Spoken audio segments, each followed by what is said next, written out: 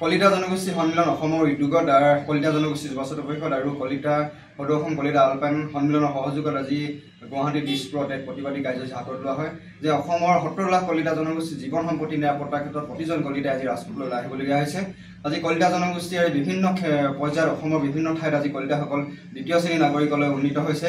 আজি আমি এইটো অতি দুখৰ বিষয়। আজি শদিয়া ট্ৰাইবেল বেল্টৰ কলিতাসকলক ভূমি অধিকাৰ প্ৰদান কৰিব পৰা নাই। ১৯৫২ চনতে শদিয়াত বসবাস কৰি থকা কলিতাসকলৰ যিসকল প্ৰথম অৱস্থাত ভূমি পট্টা পাইছিলে তাৰ পাছৰ পৰ্যায়ৰ পৰা আজিলৈ নতুনকৈ ভূমি পট্টা প্ৰদান কৰিব বিচৰা নাই, কলিতাসকলক দিব বিচৰা নাই। কলিতাসকলক দ্বিতীয় শ্ৰেণীৰ নাগৰিকত তেখেতসকলে থৈছে। এইটো অতি দুৰ্ভাগ্যজনক বিষয়।